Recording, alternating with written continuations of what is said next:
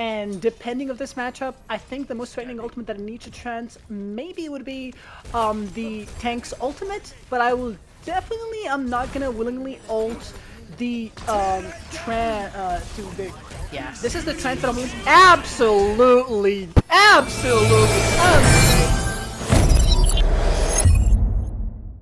Hello boys and girls, ladies and gentlemen, welcome to today's video. Today's video is your weekly episode of Games and Twins. What we like to do in this series is help you how to improve and influence your game in a much more positive way. Not necessarily win, but help you how to get much better match quality overall. You can know how to do things, when to do, what to do, based on the team comps, matchups, maps, and different situations. Now, today, I think, if I'm not mistaken, the first episode on my channel from this series that I'm actually not soloing.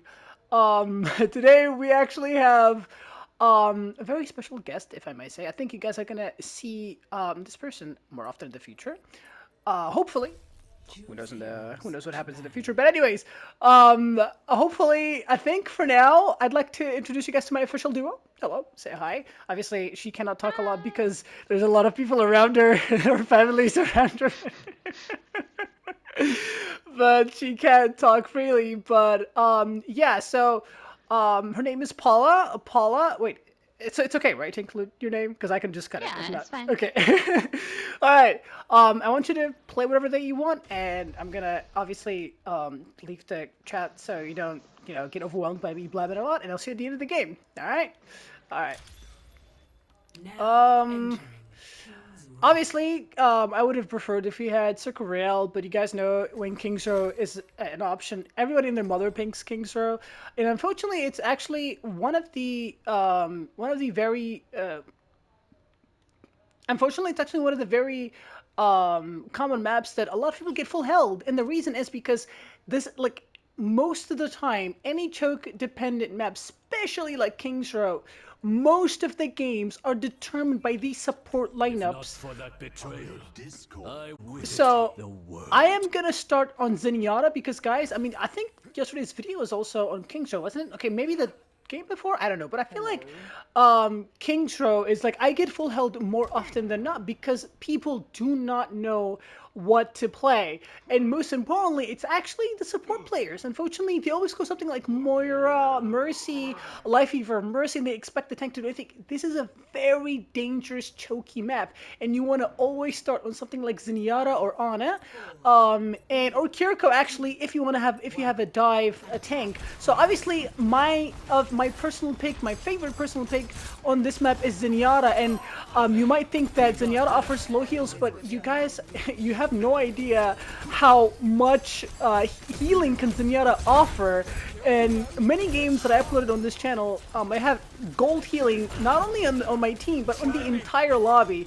You just gotta land your orbs correctly, accordingly, and land good trances, and you'll easily have more healing than you can actually imagine. So, obviously, this is, we do have a good matchup. We have Moira for the Genji, we have Zen against the tank, so we have a very solid team comp all around, though I'm always against running double snipers because double snipers is a very greedy team comp. Both of the snipers need to be good for this team comp to work, so, I mean, Hanzo is actually showing potential. Now there's generally, I've seen really, I don't know about you guys, but I've seen really a lot of Hanzos recently. I'm not really sure why they didn't get buffed or anything, but no idea, but I've seen a lot of Hanzos recently. Now, I do have to say, the Illari is kind of an issue whenever you're going any kind of, divey character like Doomfist and stuff like that, because that pylon gets a lot of value against that burst damage. So, we're gonna have to be careful here. Actually, I would like to keep my Hanzo healthy. I'm gonna keep the orb on the Hanzo because I cannot let my Hanzo get killed by the Genji, and because if my Hanzo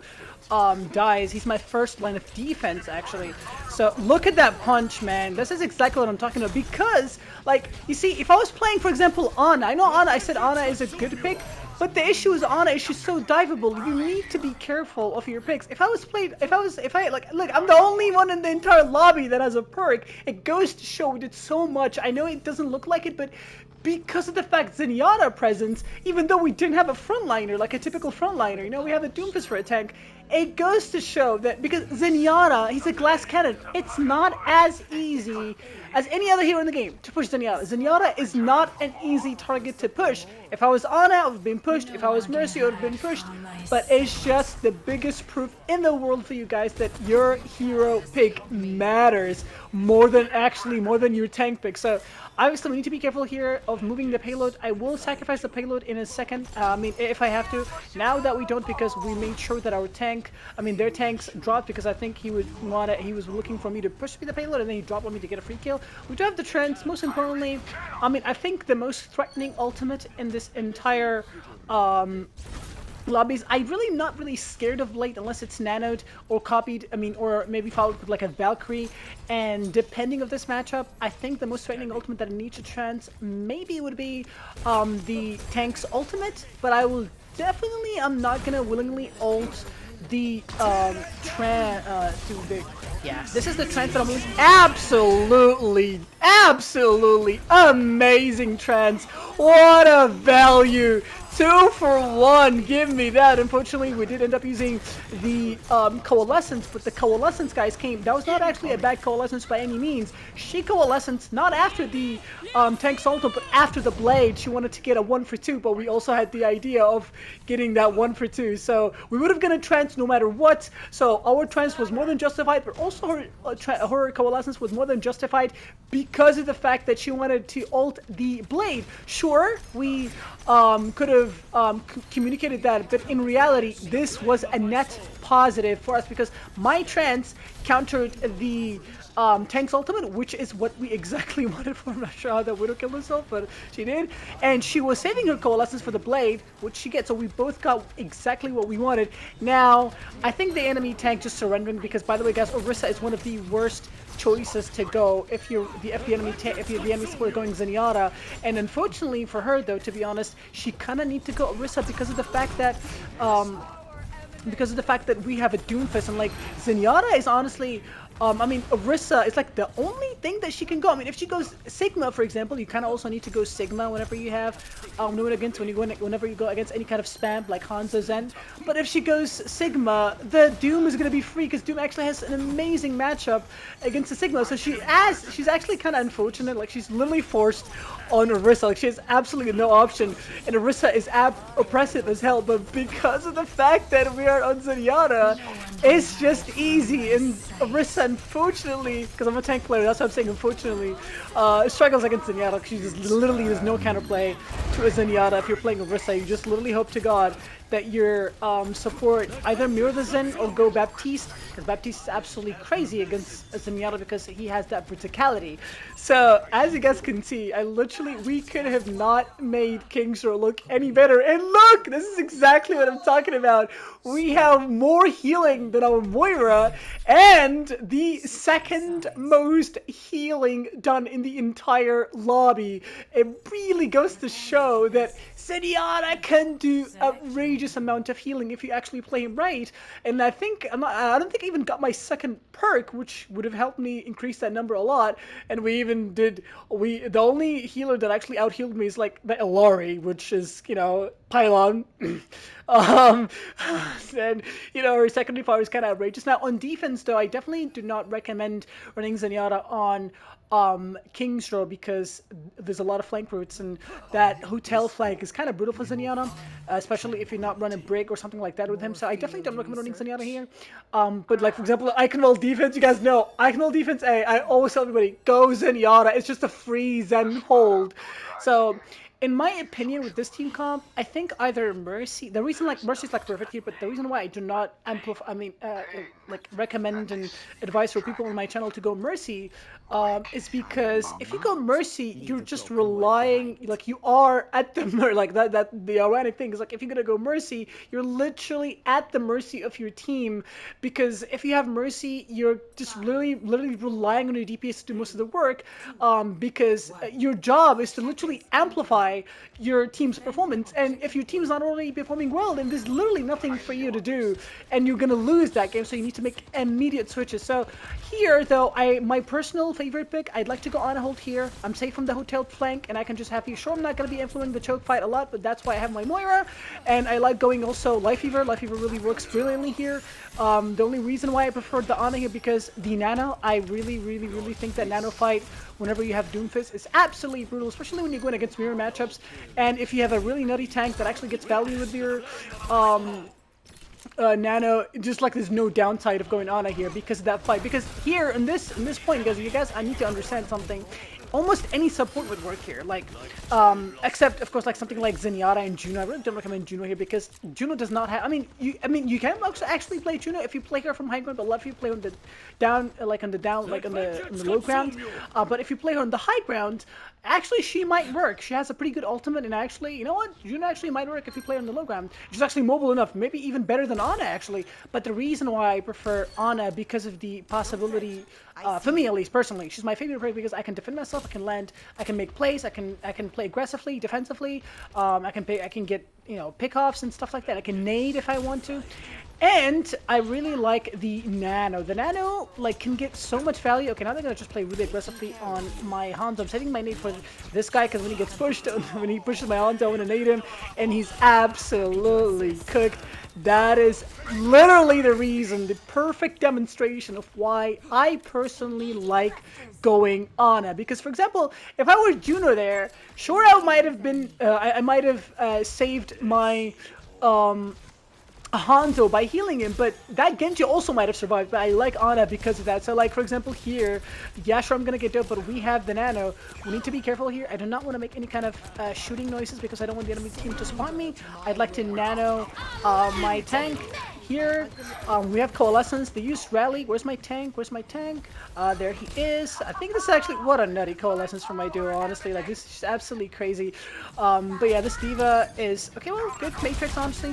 Definitely did not expect it from her. We're definitely not going to enter this fight because of the fact that we already won the fight. Very bad initiation. Yeah, I'm not really sure what she's doing. My Doom will survive that, and this should be a free Nano for him because the fight apparently is going on.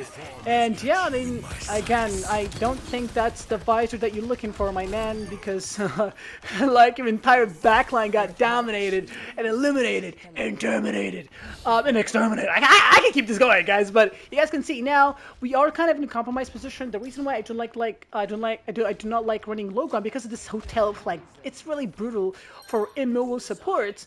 And the reason why, for example, why I don't recommend Zenyatta, you're like, okay, well, why don't you hold high ground with Zenyatta? Well, the reason why it's not good for Zenyatta to hold high ground because there's not much to do. You're going to be forced to only heal, and if you're playing Zenyatta to only heal, might as well get off this game and just go Moira or something else. You know, that's exactly the flank that I'm talking about. Again, like, look, the enemy team are going to go from, they just keep going from the hotel, and if you don't have peels, you will lose. I think she's going to drop from behind. But yeah, so, and Zenyatta excels at damaging and spamming the choke with orbs and stuff like that, charging his secondary fire, and since if you're going to hold high ground, you can't do that. So that's why I do not recommend joining Zenyatta on defense, at least on this map. Absolutely great sleep. We also saved my Moira here with that nade. That's just exactly why I like going Ana, guys. Literally, guys, just I demonstrate because, for example, if I was Juno, I could have not saved her fast enough with that heavy burst healing. Sure, Juno has her burst healing with the lock. Yeah, she liked it, I think. But yeah, because of the Juno just. Wait, why is my lag? Oh, okay, well, game ended. Okay, well. But because Juno, her lock thingy takes like, maybe 1 second or something like that to actually initiate, but Nade has like that instant effect to just literally save whatever that you want to save almost instantaneously, and that is why I prefer Ana on defense. You can also run Life Fever. I think Life Fever is a really great option here. Again, the reason why I do not I prefer Ana because Life Fever lacks completely any type of offensive pressure.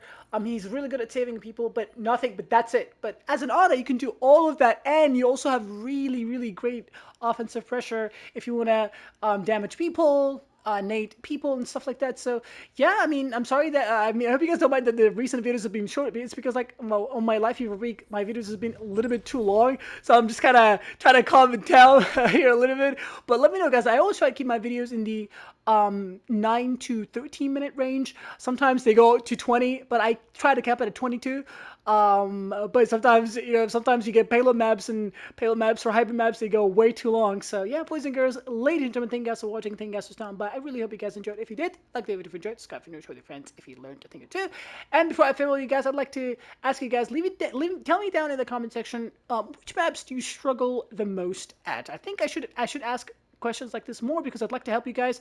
For example, King's Row is everybody's beloved map, but it's unfortunately and ironically enough, it's one of the most difficult map to actually be played. I know everyone says it's easy, but actually a lot of people get full held on this map because they don't know how to play it. So let me know in the comment section what matchups you struggle with, what maps you struggle with the most, whether it's offense or defense, because some maps are way too, some maps are much easier to defend and some maps are much easier to attack. So yeah, I shall catch you guys on to the next one. Peace out, bye.